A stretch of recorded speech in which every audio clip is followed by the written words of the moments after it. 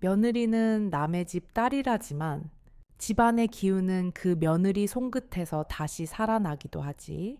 그 말을 처음 들은 날은 하늘이 흐리고 찬바람이 문풍지를 흔들던 늦가을이었다. 새벽 5시 반, 마을 앞 골목길에 스쿠터 브레이크 소리가 울렸다. 강수지는 오랜만에 시댁을 찾았다. 아니, 결혼 이후 처음으로 제사를 지내기 위해 시부모님 댁을 방문한 날이었다. 서울 근교의 한 오래된 주택, 붉은 벽돌이 바랜 지 오래고 마당에는 감나무, 낙엽이 겹겹이 쌓여 있었다. 그녀는 비닐 바구니 하나를 들고 차에서 내렸다. 안에는 제사상에 올릴 과일, 향, 그리고 촛대가 담겨 있었다.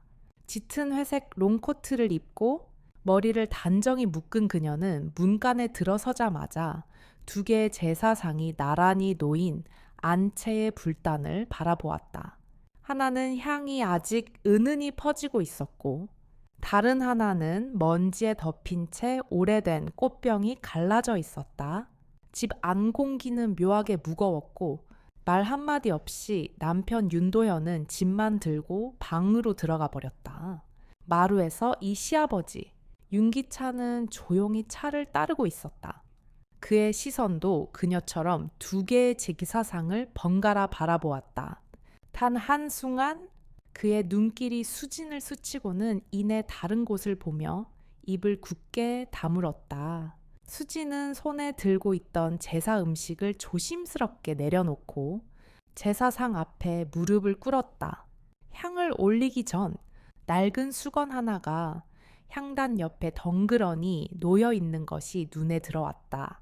실밥이 해지고 빛이 바랜 그 수건은 마치 누군가의 기억을 닮은 듯했다. 묻고 싶었지만 누구도 말하지 않았고 그녀 역시 아무것도 묻지 않았다. 손 씻어라. 곧 밥 먹는다. 부엌에서 들려오는 윤도현의 누나. 윤지영의 목소리는 따뜻하지도 싸늘하지도 않은 공기처럼 건조했다. 수지는 손을 씻고 조용히 식탁에 앉았다. 식사가 시작되기도 전 시누이가 아버지의 밥을 푸고 남편은 자신의 그릇을 챙겼다. 수지는 아무 말 없이 국자를 들고 있었지만 누구도 그녀의 이름을 부르지 않았다. 그때 시아버지가 조용히 불고기 한 점을 그녀의 밥그릇에 놓으며 말했다. 먹게. 새벽부터 움직였으면 배고플 거야. 그 말에 온 식탁이 잠시 멈춘 듯 고요해졌고 지영은 냉소적인 미소를 지으며 말했다. 엄마도 안 계신데 제사가 무슨 의미가 있겠어요. 살아 계실 때는 그렇게 대우 못하면서. 그 말은 칼처럼 날카로웠고 수지는 숟가락을 든 채 입도 떼지 못했다. 그 침묵을 깨트린 것은 윤기찬의 낮고 담담한 목소리였다. 제사는 돌아가신 분이 아니라 산 사람의 마음을 되새기는 거야. 그 말의 더는 아무도 말을 잇지 못했고 지영은 고개를 돌려 고등어 조림만 집어들었다. 수지는 식탁 아래서 손이 떨렸다. 숟가락이 그릇에 부딪히는 소리, 오래된 선풍기가 뿜는 소리까지 또렷하게 들렸다. 이 집에서의 첫 식사는 유난히 길고도 조용했다. 식사 후 수지는 조용히 뒷정리를 했다. 도연은 마당에 앉아 휴대폰을 보며 무심했고 시아버지는 안방으로 들어갔다. 마루에는 다시 정막만이 흘렀다. 수지는 손목을 걷어붙이고 다시 불단을 닦기 시작했다. 그녀는 수건함을 열다 피가 묻은 천을 발견했다. 색이 아직 짙게 남아 있었고 냄새도 묘하게 석연치 않았다. 누가 손 다치신 적 있어요. 그녀는 조심스레 물었지만 아무도 대답하지 않았다. 지영은 마당에서 빨래를 개고 있었고 도현은 여전히 무심했다. 그녀는 그 천을 다시 조용히 씻어 빨랫줄에 널었다. 다시 불단을 닦던 손이 흑백 사진 하나에 닿았다. 사진 속 여인은 원형 얼굴에 정갈하게 묶은 머리, 그리고 맑지만 어딘가 슬픈 눈을 하고 있었다. 아무도 그녀를 언급하지 않았지만 수지는 직감했다. 그분은 이 집의 어머니, 고 윤미정 여사였다. 그 순간 수진의 가슴 깊은 곳에서 묘한 울림이 일었다. 이 집에는 아직도 그 여인의 온기가 어딘가 남아 있었다. 그날 오후 해가 중천을 지난 뒤에도 집안은 묘하게 조용했다. 수진은 부엌으로 향했다. 오래된 찬장을 열어보니 다 쓴 소스병, 먼지 낀 쌀통, 삐걱이는 서랍이 눈에 들어왔다. 그녀는 조심스럽게 쌀을 씻어 밥을 안치고 냉장고 안에 있는 묵은지와 말린 무말랭이를 꺼내 나물 무침을 준비했다. 아무도 도와주지 않았고 누구도 함께하지 않았지만 그녀는 하나하나 정성껏 손질했다. 밖에서는 바람이 잔잔히 불었다. 장독대 위에 항아리 뚜껑이 덜컹거리며 마당의 울림을 남겼다. 그때 방에서 문이 살짝 열리며 윤기찬이 모습을 드러냈다. 그는 아무 말 없이 손에 사진 액자 하나를 들고 나왔다. 그 사진은 오래된 듯 희미하게 빛발해 있었고 고운 한복 차림의 여인, 고 윤미정 여사의 젊은 시절 모습이 담겨 있었다. 하지만 그 옆에는 수진이 처음 보는 남자가 있었다. 누군가의 약혼자였던 듯한 반듯한 인상의 남자와 함께 서 있는 미정 여사의 표정은 웃고 있었지만 이상하게 쓸쓸해 보였다. 수진은 묻지 않았다. 그저 윤기찬이 사진을 다시 방 안으로 들고 들어갈 때까지 말없이 서 있었다. 그날 밤 시댁에서는 제사 전날 저녁 상차림이 이루어졌다. 수진은 조용히 불단 앞을 정돈하고 밥을 안쳐 약고추장, 시래기국, 두부전을 준비했다. 지영은 아무 말 없이 옷을 갈아입고 나갔고 도현은 고개를 숙인 채 방 안에 앉아 책을 읽는 척했다. 늦은 저녁, 식탁에 다시 네 사람이 마주 앉았다. 하지만 오늘도 누군가 말문을 열지 않자 수진이 조심스럽게 밥을 푸기 시작했다. 그녀가 윤기찬의 앞에 그릇을 내려놓자 지영은 손을 뻗어 밥그릇을 밀며 말했다. 우리 아버지는 이런 반찬 안 좋아해요. 엄마가 안 해주던 거니까요. 목소리는 평온했지만 말 속에는 날이 서 있었다. 수지는 고개를 숙였다. 그러자 윤기찬이 천천히 수저를 들며 조용히 말했다. 사람은 변하는 거다. 입맛도 마음도 고이는 없어도 밥상은 남아있지 않니? 그 말에 지영은 아무 말 없이 숟가락만 들고 국을 뜨기 시작했다. 식사가 끝날 즈음 수지는 조용히 자리를 정리하고 물을 데웠다. 그녀는 제기 그릇들을 깨끗이 씻으며 손에 힘을 주었다. 그러다 부엌 옆 찬장에서 떨어진 봉투 하나를 발견했다. 봉투 안에는 낡은 수첩 한 권과 손편지 몇 장이 있었다. 수첩 표지에는 흐릿하게 미정이라는 이름이 남아 있었고 속지에는 일정과 함께 짧은 일기 같은 글들이 적혀 있었다. 오늘은 도현이 열이 올라 밤새 부채질을 했다. 남편은 아무 말도 하지 않았다. 시어머니가 고추장을 엎질렀는데 내가 닫고도 꾸중을 들었다. 그래도 웃었다. 수지는 수첩을 덮으며 한숨을 삼켰다. 이 집의 기억은 말로 남겨지지 않았지만 사라지지 않고 그대로 남아 있었다. 그녀는 수첩을 다시 봉투에 넣고 찬장 깊숙이 밀어 넣었다. 말하지 않기로, 대신 이해하기로. 제사날 아침은 유난히 더 조용했다. 해가 뜨기 전 아직 바깥은 어둠이 남아 있었고 부엌 창으로는 은은한 새벽 안개가 스며들고 있었다. 수지는 누구보다 먼저 일어나 불단을 정돈하고 제사 음식 준비에 들어갔다. 도토리묵 무침, 도미찜, 고사리 나물, 잡채. 그녀는 미정 여사가 생전에 좋아했다는 음식들을 하나하나 손질하며 속으로 되뇌었다. 어머님, 오늘은 제가 차립니다. 실수하지 않게 도와주세요. 김이 모락모락 올라오는 아침 부엌은 따뜻했지만 마루와 안방은 여전히 차가웠다. 기차는 한복을 차려입은 채 마루에 앉아 눈을 감고 있었다. 지영은 일찍부터 검정 치마 저고리를 입고 거실을 오갔고 도현은 고개를 숙인 채 무표정한 얼굴로 마당을 쓸고 있었다. 식탁 위에 제사 음식이 하나둘 놓이자 지영이 수진에게 다가와 냉정하게 말했다. 며느리가 상 차린다 해도 엄마가 만든 맛은 안 나요. 그 말에 수진은 웃지 않았다. 다만 고개를 숙이고 젓가락으로 잡채를 다시 고르게 정리했다. 곧 지방이 걸리고 술잔이 채워지며 예가 시작됐다. 기찬이 조용히 향을 피우고 절을 올릴 때 수지는 뒤에서 그 모습을 바라보았다. 그의 등이 오래된 다묘처럼 휘었고 얼굴은 한껏 야위어 있었다. 마치 한 계절이 지나간 뒤에도 아직 겨울을 등에 지고 있는 노목 같았다. 제례가 끝나고 나자 식탁 앞에 모두 모였다. 하지만 여느 집처럼 조용한 감사 인사나 추모의 말은 없었다. 그저 수저 소리, 국물 뜨는 소리, 그리고 그 사이사이 침묵만이 흘렀다. 수지는 불고기 한 점을 기찬의 접시에 놓았다. 그의 손이 그 접시를 가만히 잡았고 고개를 끄덕이는 대신 조용히 먹기 시작했다. 그 순간 지영이 그걸 보며 말했다. 아버지, 그거 안 좋아하셨어요.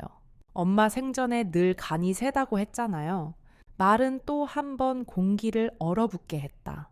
수진은 손을 떼려 했지만 기찬이 수진을 바라보며 조용히 말했다. 내가 좋아하는 음식은 이제 누가 챙겨주는지 보려고 먹는 거다. 그 말에 지영은 더 이상 아무 말도 하지 않았고 도현은 숟가락만 들고 국을 계속 휘저었다. 그날의 제사 밥상은 사람이 모여 있어도 마음은 모이지 못한 채 그렇게 흘러갔다. 식사 후 수지는 다시 부엌으로 향했다. 기름 묻은 접시, 굳은 국물, 굳은 침묵을 하나씩 치우며 조용히 마음속으로 외쳤다. 여기서 나는 어떤 자리를 지켜야 하는 걸까? 그 순간 마루에서 누군가의 발걸음 소리가 들렸다. 기찬이었다. 그는 마치 오래전부터 그 자리에 있었던 것처럼 조용히 앉아 빈 찻잔에 물을 따랐다. 네가 이 집에 들어온 뒤로 마루에 다시 물 끓는 소리가 들리기 시작했지. 그가 말했다. 수지는 놀라 고개를 들었다. 기찬은 찻잔을 그녀 쪽으로 밀며 조용히 말했다. 차 한 잔 마셔보게. 따뜻한 마음은 입으로도 전해진다. 제사가 끝난 다음 날 아침, 찬 바람은 여전히 집 안 구석구석을 헤집고 있었다. 마루의 유리창에 김이 서려 있었고 안방 벽지 위엔 낡은 자국이 더 선명해졌다. 기차는 감기 기운이 있는 듯 기침 소리가 거칠었다. 수지는 아무 말 없이 생강차를 끓였다. 무소의 주전자에서 김이 피어오르자 부엌은 잠시 따뜻해졌지만 식탁에 둘러앉은 가족들의 얼굴은 여전히 차가웠다. 지영은 식탁 위 생강차를 슬쩍 보더니 투명한 목소리로 중얼거렸다. 이런 걸 누가 마시라고 하지도 않았는데. 수지는 대꾸하지 않았다. 그녀는 그 말이 바람처럼 스쳐 지나가도록 내버려 두었다. 도현은 신문을 펼친 채 말이 없었고 기차는 식사를 하지 않고 방으로 들어가 버렸다. 식탁에는 찬밥이 식고 있었고 수진의 국 한 그릇만 김이 나고 있었다. 그녀는 숟가락을 들다가 멈췄다. 고요한 부엌, 차가운 나무 의자, 혼자 먹는 밥상이 익숙해질수록 마음은 더 조용해졌다. 그날 오후 수지는 집 안 청소를 하다 낡은 찬장 아래 깊은 틈새에서 작은 봉투 하나를 발견했다. 거칠게 접힌 봉투 안에는 오래된 사진 한 장이 들어있었다. 사진 속에는 젊은 시절의 미정 여사와 또 다른 남자가 있었다. 두 사람은 전통시장의 골목 어귀, 떡볶이 포장마차 앞에서 서 있었다. 수지는 순간 그 사진을 꼭 쥐었다. 그녀는 처음으로 미정 여사가 이 집에 들어오기 전 어떤 사람이었는지 궁금해졌다. 무엇이 이 집을 만들었고 또 무엇이 이 집을 가라앉게 했는지를 그날 저녁 기차는 거실에 나와 앉아 있었다.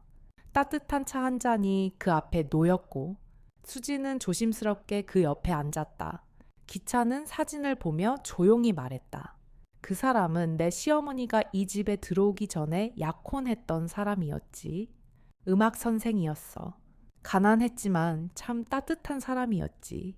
그는 눈을 감은 채 오랫동안 말을 잇지 않았다.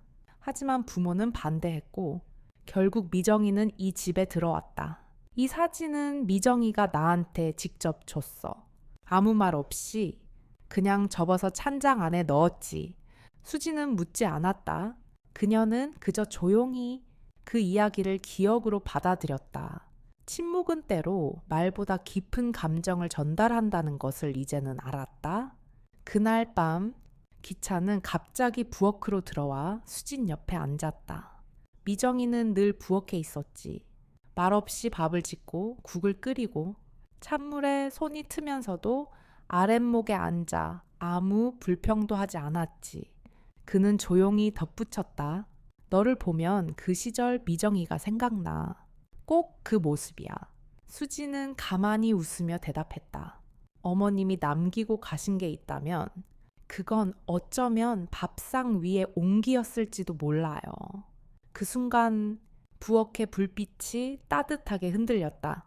기차는 차를 한 모금 마시고 조용히 말했다. 이 집을 꼭 누가 지켜야 한다면 난 네가 그랬으면 좋겠구나. 며칠이 지나고 찬 바람은 다소 누그러졌다. 겨울이 끝나갈 무렵의 바람은 더는 날카롭지 않았다. 하지만 이 집 안의 분위기는 여전히 조용했다. 기차는 몸이 더 약해졌고 방에 누워있는 시간이 많아졌다. 지영은 병간에 큰 관심을 두지 않았고 도현은 말없이 바깥일을 핑계 삼아 집을 비우기 일쑤였다. 그 가운데 수지는 하루 세끼 밥을 지으며 문을 열고 안부를 묻는 일도 방 안까지 국을 들고 들어가는 일도 당연한 듯 했다. 어느 날 아침 수지는 기침 소리에 잠에서 깼다. 기차 내 방에서 들려오는 기침은 깊고 끊이지 않았다. 그녀는 재빨리 생강과 대추, 감초를 넣은 끓는 물을 준비해 방으로 들어갔다. 아버님, 조금이라도 드셔보세요. 속이 따뜻해질 거예요. 그녀는 손수건을 접어 그릇 받침 삼아 조심스럽게 건넸다. 기차는 손을 떨며 그릇을 받았다. 그의 눈이 수진을 바라보았다. 네가 여기 와서 처음 해준 게 따뜻한 물 한 잔이었지. 그는 웃지도 않았고 고맙다는 말도 하지 않았다. 하지만 그 눈빛 속에는 이전과는 다른 무엇인가가 분명히 담겨 있었다. 그날 저녁 가족이 모여 식사를 했다. 수진이 준비한 밥상은 평소보다 조금 더 풍성했다. 된장국, 고등어 조림, 김치전, 나물 3가지에 따끈한 밥 한 그릇씩. 단출하지만 정성이 가득한 상이었다. 식사 중 도연이 밥을 먹다 말고 물었다. 이거 된장국? 예전에 엄마가 끓이던 맛이랑 비슷하네? 그 말의 순간 식탁이 조용해졌다. 지영이 국 한 숟갈을 뜨고 조용히 말했다. 묘하게 익숙하네. 엄마 된장. 냉이 좀 넣고 멸치 우린 거지. 수지는 조심스레 고개를 끄덕였다. 시어머님이 쓰시던 된장 단지 아직 장독대에 그대로 있더라고요. 물 비율도 따라 해봤어요. 기차는 수저를 놓고 조용히 말했다. 미정이는 반찬 몇 가지 없어도 국 하나는 꼭 제대로 끓였지. 도연이 국을 더 떠가며 말했다. 엄마가 국을 잘해서 어릴 땐 밖에서 밥 안 먹는다고 친구들이 놀릴 정도였죠. 그 말에 잠시 잊힌 웃음이 식탁 위를 맴돌았다. 그 순간 지영이 고개를 들며 수진을 바라봤다. 음식만 잘하는 게 아니네. 기억도 살리네. 말투는 여전히 도도했지만 그 안에 담긴 감정은 이전과 달랐다. 수지는 미소도 짓지 않았다. 다만 조용히 물었다. 기억이 남는다는 건 누군가 그걸 지키고 있다는 뜻 아닐까요? 그날 밤 수지는 부엌에서 마지막 설거지를 마치고 마루에 나와 앉았다. 기차는 난로 옆 작은 의자에 앉아 있었다.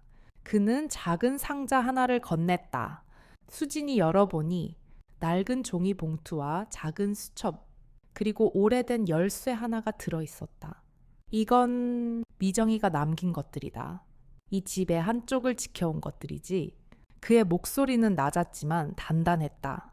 언젠가 내가 이 집을 지킬 사람이라는 걸 나는 알았던 것 같다. 그 말에 수지는 처음으로 눈물이 날 것 같았다.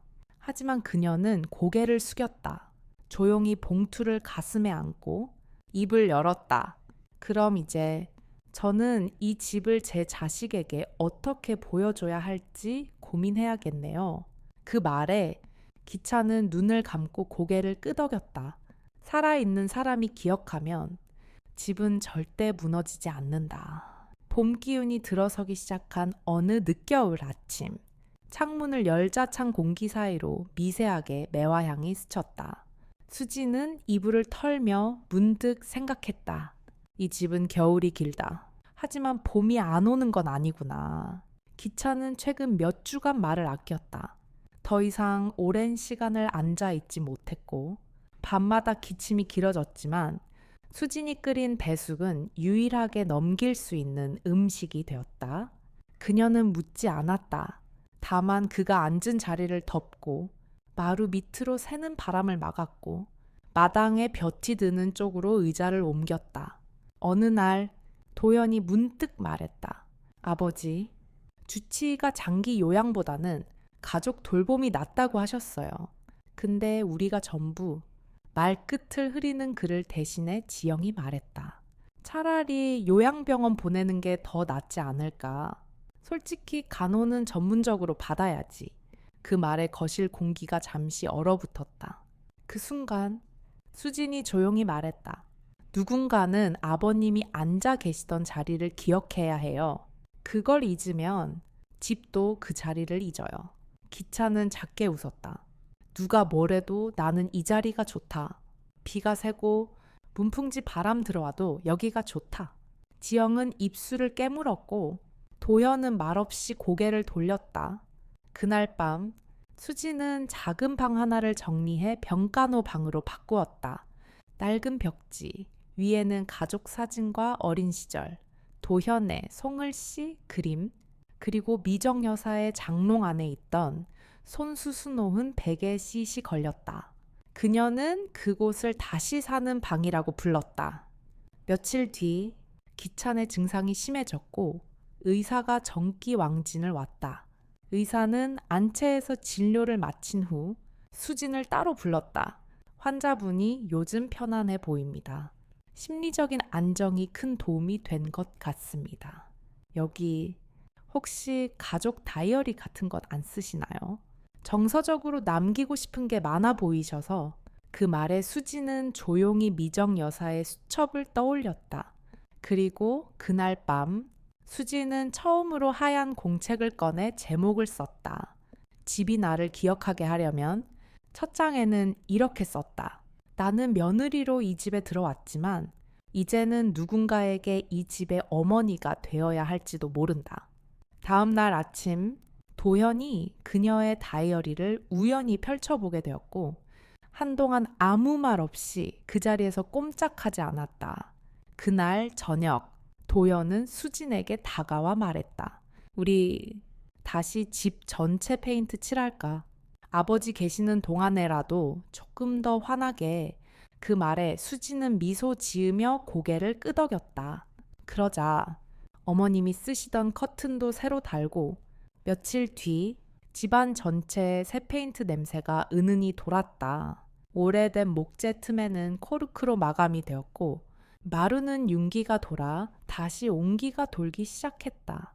마당에는 작은 목재 테이블이 놓였고 기차는 거기에 앉아 따뜻한 차를 마셨다. 기침은 여전했지만 눈빛은 편안해졌다. 어느 늦은 오후 기차는 도연에게 말했다. 나는 가진 게 별로 없다. 그런데 요즘 드는 생각이 있어. 이 집은 집값보다 더 큰 걸 남기고 싶다. 누가 여기서 살든 간에 그 말에 도현은 조용히 말했다. 아버지가 남긴 건 아마 집이 아니라 기억일 거예요. 그리고 그걸 붙들고 있는 사람은 수진이죠. 기차는 고개를 끄덕이며 말했다. 맞다. 그 아이는 떠날 줄 몰라서 여기 남은 게 아니야. 떠나도 될 때 남은 거지. 그게 다르다. 며칠 후 수지는 가족 다이어리에 마지막 장을 썼다. 오늘 이 집은 처음으로 다 같이 밥을 먹었다. 아무도 잔소리하지 않았고 아무도 자리를 피하지 않았다. 기억은 음식보다 오래가고 옮기는 사람을 따라 집 안에 스며든다. 그날 저녁 기차는 평소보다 일찍 잠들었다. 아무 말도 없었고 어떤 기침도 없었다. 하지만 그가 누운 자리엔 수진이 접어놓은 손수건이 있었고 그 위에는 열쇠 하나와 봉투 하나가 남겨져 있었다. 봉투 안에는 단 한 줄이 적혀 있었다. 집은 문이 아니라 마음을 열어야 비로소 들어가는 거다. 초봄의 바람은 따뜻하면서도 차가운 기억을 스쳐 지나갔다. 기차 내 장례식은 조용히 치러졌다.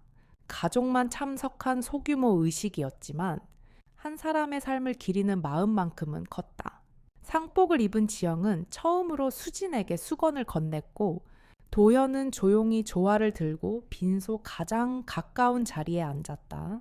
누구도 큰 소리로 울지 않았다. 그러나 수진이 장례용 떡국을 준비하러 부엌으로 들어가려는 순간 지영이 뒤에서 말했다. 그만해도 돼. 이제 식구잖아. 같이 앉아. 수지는 조용히 고개를 끄덕이며 상석에 앉았다.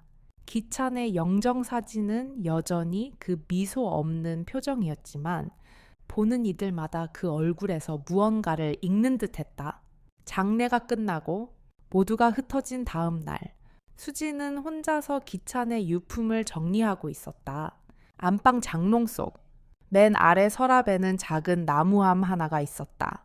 그 안에는 손편지 몇 장과 오래된 사진 2장, 그리고 열쇠 하나가 들어 있었다. 편지에는 이런 문장이 적혀 있었다. 수진아, 이 집은 오래된 나무와 같아서 겉은 갈라졌지만 속은 아직 따뜻하다. 나는 네가 이 나무를 가끔이라도 안아줄 수 있는 사람이길 바랐다. 네가 해낸 일이야. 그 옆에는 미정 여사의 흑백 사진, 그리고 수진이 처음 시댁에 들어왔을 때의 사진이 함께 놓여 있었다. 기차는 두 여인의 사진을 나란히 간직해왔던 것이다. 며칠 후 도현이 조심스럽게 물었다. 집, 내 이름으로 된 건 아버지가 선택한 거지만 우리 마음이 정리되려면 시간이 좀 필요해. 근데 말야, 너 이 집에 계속 있을 거야. 수지는 창밖을 보며 잠시 생각하다가 대답했다. 있을 거야. 누가 머물고 누가 다녀가든 이 집엔 기억이 있으니까. 그리고 난 그 기억을 외롭지 않게 하고 싶어. 도현은 아무 말 없이 고개를 끄덕였다. 잠시 후 그는 방으로 들어가더니 오래된 상자를 하나 들고 나왔다. 그 안에는 어릴 적 도현이 썼던 가계부 노트, 낙서, 어머니가 준 편지 한 통이 들어 있었다. 이거 어릴 적 엄마가 쓴 건데 지금에서야 무슨 말인지 알겠더라고. 그는 수진에게 종이 한 장을 건넸다. 미정 여사의 글씨였다. 언젠가 내가 없을 때 누군가 이 집을 잘 돌봐주길, 피부티든 아니든 마음이 닿은 사람이면 된다. 수지는 고개를 숙였다. 그리고 오래도록 말없이 그 글을 쳐다봤다. 그날 저녁 그녀는 집 앞 우체통을 정리하다 한 통의 편지를 발견했다. 보낸 이 없음. 받는 이는 그녀. 편지를 펼치자 익숙한 글씨체가 눈에 들어왔다. 기차 내 마지막 편지였다. 내가 세상을 떠난 뒤에도 누군가 이 집 앞 마당을 쓸고 물을 드고 국을 끓여줄 사람이 있다면 그 사람은 내 자식보다 더 가까운 사람일 거다. 나는 네가 그 사람이길 바란다. 그리고 고맙다. 며느리 아닌 딸로 있어줘서. 그 밤 수지는 편지를 조심스레 접어 불단 아래 서랍에 넣었다. 그리고 미정 여사의 사진 앞에 잔 하나를 올리고 조용히 말했다. 이제부터는 제가 이 집을 지키겠습니다. 그날 새벽, 기차 내 방 창문이 열렸다. 밖에서는 첫 제비가 지붕을 스쳐 지나갔다. 긴 겨울이 끝나고 있었다.